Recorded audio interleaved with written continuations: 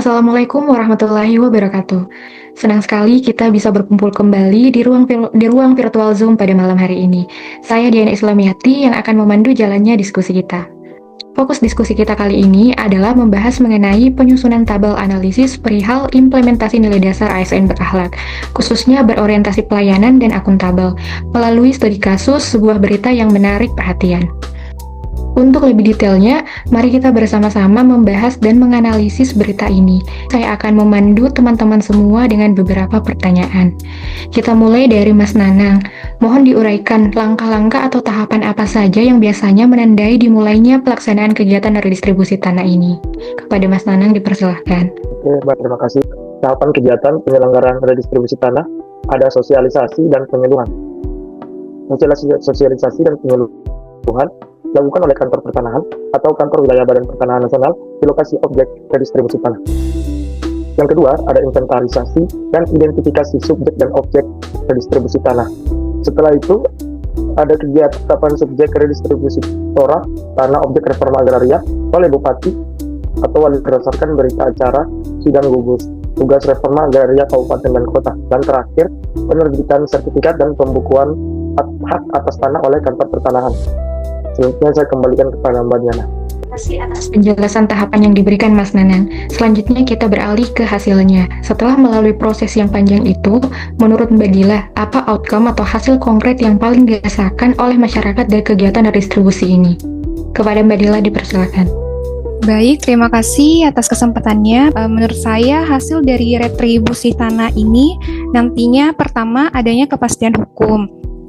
Keempat, perwujudan keadilan sosial. Retribusi tanah ini kan merupakan bagian dari reforma agraria untuk mewujudkan keadilan di bidang pertanahan. Dan yang terakhir, pemberdayaan ekonomi. Penerima tanah seringkali juga dibantu dengan akses terhadap modal usaha dari program pemberdayaan untuk mengelola dan mengembangkan tanah mereka secara produktif. Sekian dari saya, terima kasih. Terima kasih Mbak Dila, ternyata manfaatnya memang luar biasa. Nah, ini bagian pentingnya. Sebagai calon ASN yang profesional, kita wajib menginternalisasi nilai-nilai ASN. Saya beralih ke Mas Sofyan. Menurut Mas Sofyan, bagaimana Mas Sofyan melihat keterkaitan yang kuat antara nilai berorientasi pelayanan dan akuntabel dalam praktik pelaksanaan redistribusi tanah ini, khususnya dalam memberikan pelayanan kepada masyarakat. Kepada Mas Sofyan dipersilakan. Makasih atas kesempatan yang telah diberikan kepada saya. Untuk substansi mata pelatihan terbagi menjadi dua aspek penilaian. Yang pertama, nilai berorientasi pelayanan, dan yang kedua, nilai akuntabel. Pertama, dalam aspek nilai berorientasi pelayanan, berperan aktif memberikan pelayanan terbaik kepada masyarakat penerima manfaat, melakukan pendekatan humanis kepada warga, menjelaskan tujuan dan manfaat program redistribusi tanah dengan bahasa yang mudah dipahami. Dalam aspek nilai akuntabel, dalam setiap tahap redistribusi tanah, mulai dari inventarisasi tanah, verifikasi calon penerima, hingga penerbitan sertifikat, memastikan semua proses yang dilakukan sesuai dengan SOP yang berlaku. Mungkin itu saja yang saya bisa sampaikan. Terima kasih. Baik sekali Mas Sofyan, terima kasih atas pendapatnya. Nah, untuk mengefisiensikan waktu, kita berlanjut ke pertanyaan berikutnya. Kita beralih ke Mbak Riri.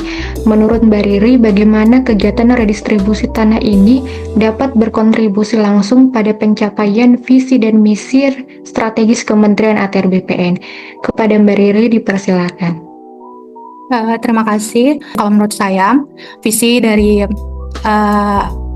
isu yang kita angkat itu, yang mana keberhasilan dari kegiatan redistribusi tanah secara langsung itu mendukung visi dari Kementerian ATR BPN sendiri, yaitu mewujudkan pengelolaan pertanahan yang terpercaya. Untuk misi, di mana menurut saya kegiatan redistribusi tanah itu adalah implementasi dari misi 1, yaitu berkeadilan dan produktif, karena bertujuan untuk menghilangkan ketimpangan penguasaan tanah dan meningkatkan kesejahteraan penerima. Baik, Mbak. Nah, jawaban dari Mbak Riri tadi sangat menarik. Untuk pertanyaan terakhir, kita berbicara mengenai identitas organisasi. Saya lanjut ke Mbak Tessa. Mohon dijelaskan keterkaitan kegiatan redistribusi ini dengan nilai organisasi kita, yaitu melayani, profesional, dan terpercaya. Kepada Mbak Tessa, dipersilakan. Baik, terima kasih atas kesempatannya. Untuk nilai yang pertama yaitu melayani, ini diwujudkan dengan memastikan seluruh proses reforma agraria dapat dilakukan dengan cepat dan berpihak kepada masyarakat penerima yang membutuhkan. Selanjutnya, untuk nilai profesional tercermin dari ketepatan dan keabsahan data subjek dan objek redistribusi. Dan yang terakhir, nilai terpercaya. Ini menjadi hasil akhir, yaitu kepastian bahwa tanah tersebut tepat sasaran, bebas dari praktik mafia tanah, dan terjamin legalitasnya. Mungkin itu saja dari saya. Baik, terima kasih Mbak. Kalau udah cukup semua, terima kasih buat teman-teman semua, pendapatnya sangat sesuai dan menunjukkan pemahaman yang mendalam yang dapat kita sepakati bersama.